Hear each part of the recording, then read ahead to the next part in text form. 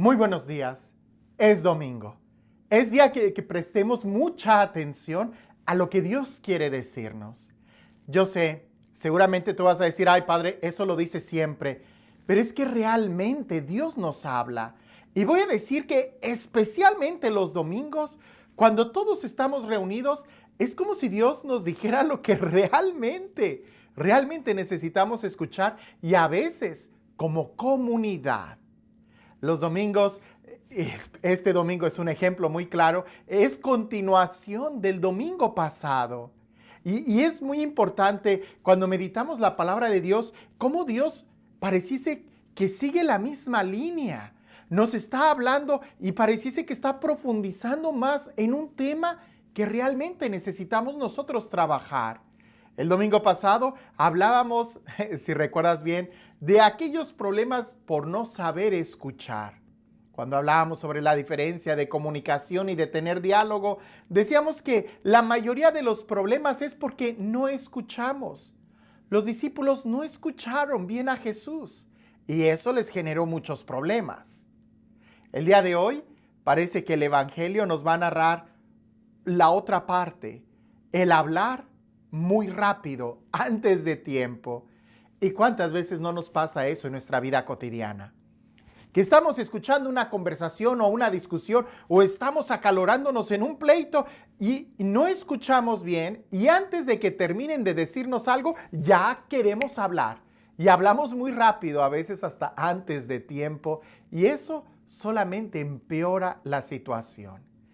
Pero sin más preámbulo, vayamos directo al Evangelio y presta mucha atención, porque pareciese que haciendo cosas buenas se termina haciendo muchos errores, ya sea por no escuchar o por hablar demasiado rápido. Y dice así el Evangelio, que está tomado de San Marcos. En aquel tiempo, Juan le dijo a Jesús: hemos visto a uno que expulsaba a los demonios en tu nombre, y como no es de los nuestros, se lo prohibimos.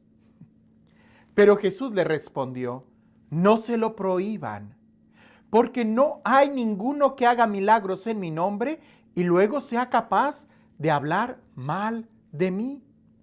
Todo aquel que no está contra nosotros está a nuestro favor. Todo aquel que les dé a beber un vaso de agua por el hecho de que son de Cristo, les aseguro que no se quedará sin recompensa. Al que sea ocasión de pecado, para esta gente sencilla que cree en mí, más le valdría que le pusieran al cuello una de esas enormes piedras de molino y lo arrojasen al mar.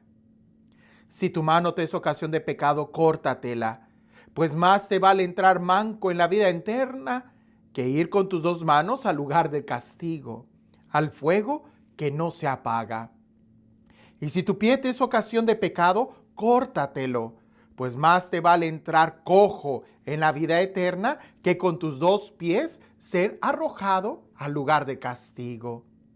Y si tu ojo te es ocasión de pecado, sácatelo, pues más te vale entrar tuerto en el reino de Dios que ser arrojado con tus dos ojos al lugar de castigo, donde el gusano no muere y el fuego no se apaga.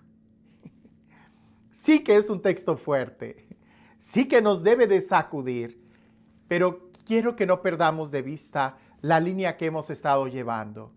En la capacidad de escuchar y en este momento que Jesús o que Juan fue muy rápido para hablar sin haber meditado antes en lo que Jesús había dicho.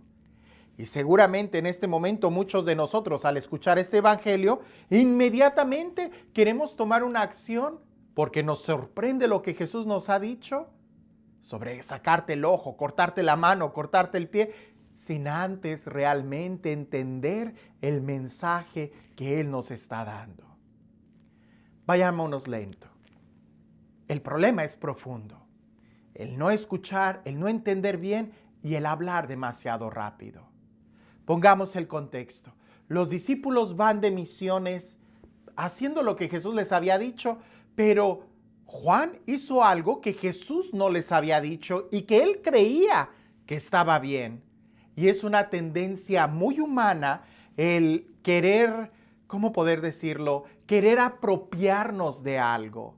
La misión era de ellos y ellos salieron y cuando ven a alguien que estaba haciendo también el bien, sienten ese celo de querer prohibirlo, pero ese celo muy humano no viene de Dios y puede traernos grandes problemas, grandes consecuencias. Ahora, yo quisiera hacer esta pregunta. ¿Es que acaso Dios tiene derechos de autor? No. Nosotros somos los que le debemos de pertenecer a Él y no que Él nos pertenezca como para decir quién sí y quién no está con Dios. Quién sí y quién no puede orar. Eso fue lo que hizo Juan. Prohibirle a los demás que utilizaran el nombre de Jesús. En este momento seguramente tú y yo vamos a estar pensando, los protestantes, los otros cristianos de diferentes denominaciones, mira, no nos vayamos tan lejos. Simplemente nosotros mismos, adentro de nuestra propia iglesia, ¿cuántas veces no hemos escuchado o quizás incluso de una manera muy superficial hemos caído en este error de decir, es que en mi ministerio sí se siente la presencia del Espíritu Santo. Es que en mi ministerio nosotros sí oramos, en los demás no. Es que en mi ministerio nosotros sí hacemos las cosas correctas, los demás no. Y empezamos a desacreditar y empezamos a dividir y empezamos a alejarnos. Y cuando alguien tiene esa actitud de querer tener derechos sobre el Espíritu Santo, de decir en mi grupo sí, en tu grupo no, ahí ten la seguridad que tú no tienes al Espíritu Santo, porque el Espíritu Santo lo que va a provocar es unidad y no una exclusión. Recordemos lo que pasó en el día de Pentecostés, que el Espíritu Santo promueve la unidad, incluso hasta de diferentes lenguas. Ese es el deseo de Jesús. En la última oración que Jesús realiza en el huerto, lo que pide es que seamos uno para que el mundo crea. Entonces aquello de decir en mi grupo sí y en tu grupo no, eso hay que desterrarlo, no es bueno. Ahora, segundo punto, y que creo que es más importante, es incluso hasta en las relaciones humanas que nosotros tenemos. Es sano, por ejemplo, en el deporte, que tú estés muy apasionado con tu equipo favorito. Y mira que conozco gente que hasta se tatúa, se me hace una exageración, pero se pone en la playera de su equipo favorito. Pero ya cuando llega el momento de empezar a discriminar, de empezar a pelear, de empezar a humillar al equipo contrario, ahí se perdió la esencia de lo que es un juego. ¿No te das cuenta que gracias a que hay diferentes equipos es que tu equipo puede jugar?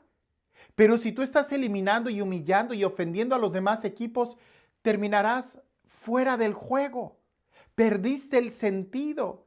Y esto lo podemos llevar a todas las dimensiones de nuestra vida. Alguien que se la pasa rechazando a los demás porque piensan diferente, porque tienen diferentes tradiciones, porque se visten diferente, porque son diferentes. Cuando tú te topas con ese tipo de personas que son diferentes a ti por sus tradiciones, su pensamiento, su cultura, te quedan solamente dos opciones. Una es rechazarlos o aceptarlos. Si los rechazas, te empobreces. Pero si eres capaz de aceptarlos, te enriqueces. ¿Te das cuenta? Alguien que termina rechazando a todos porque piensan diferente, será alguien que terminará solo. Pero en cambio, cuando alguien piensa diferente a ti, y no estoy diciendo que asumas tú su pensamiento, no. No estoy diciendo que asumas tú sus tradiciones, no. Pero el hecho de que tú lo escuches, el hecho de que convivas con él va a enriquecer tu vida. Pero cuando no tienes esa experiencia y te la pasas rechazando a todo mundo, entonces terminarás solo. Y en el Evangelio, que muchos me van a preguntar, ¿qué significa eso de sacar el ojo, la mano o el pie? En este contexto pudiéramos hablar mucho de la unidad. Porque cuando tu mano, y no pienses en tu mano como tus 5 dedos, sino cuando tus acciones van en contra de la comunidad, entonces es mejor que las pierdas, que las detengas, porque es preferible que estés en la comunidad aunque no tengas esas acciones. Jesús habla de ir al cielo, ¿verdad? Permanecer en la comunidad. Evalúate si tus acciones, si tu punto de vista, si tu mirada, si tus horizontes son de acuerdo a la comunidad, son de acuerdo a la unidad, entonces vas bien, si no, es mejor que los cambiemos. El pie significa la dirección que lleva tu vida.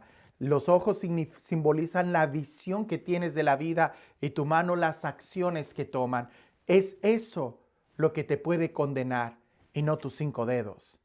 Si tú te sacas un ojo, te aseguro que con el otro vas a ver lo mismo. No, más bien se trata de la visión que tú tienes de tu vida, tus acciones y el rumbo, la dirección que toman. Aquí nosotros en este evangelio podemos pensar realmente y evaluar si estamos nosotros aceptando y creciendo con la experiencia de diferentes personas, aunque piensen diferente a nosotros. Si tú te la pasas rechazando a los demás, terminarás solo. Y en la manera espiritual, ni se diga. Dios no tiene derechos de autor. En tal caso, somos nosotros los que le pertenecemos a Él. Y si le pertenecemos a Él, entonces aceptaremos a todos nuestros hermanos que Dios nos pone como hermanos. Pero si tú no eres capaz de aceptar a tu hermano, entonces tú no le perteneces todavía a Jesús. Tú no has tenido un encuentro con Jesús. Porque el que tiene un encuentro con Jesús es capaz de llamar a Dios Padre nuestro y no solamente mi Padre. Y este Dios, el Dios del amor, el Dios de la vida, el Dios que nos transforma y que hace nuevas todas las cosas, que sea Él quien el día de hoy te bendiga. En el nombre del Padre, del Hijo y del Espíritu Santo.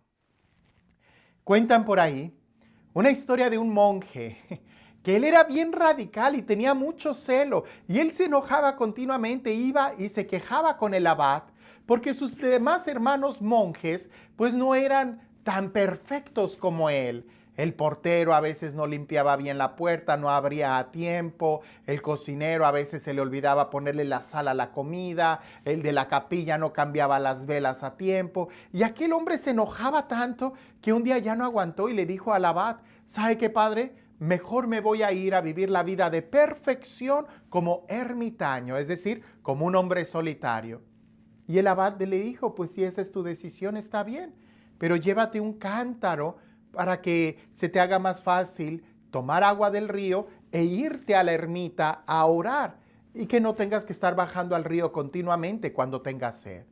Aquel hombre aceptó, tomó su cántaro y se fue. Y allá solitario, el primer día en paz, segundo día en paz, pero por ahí al tercer, cuarto día, en una de esas bajadas que hizo al río para tomar agua, se resbaló y quebró su cántaro. En ese momento él se llenó de tanto coraje que empezó a patear las piedras, se lastimó el pie, luego golpeó una piedra con su mano, se lastimó la mano y tratando de enojarse por allá una astilla salió y hasta se lastimó el ojo, y fue cuando él empezó a recapacitar y dijo: aquí se cumple lo del evangelio. Si yo no soy capaz de poder mirar con amor, de poder hacer acciones con caridad, y si mis pies siempre van a estar tratando de escapar, yo mismo me voy a privar del cielo, de la comunidad.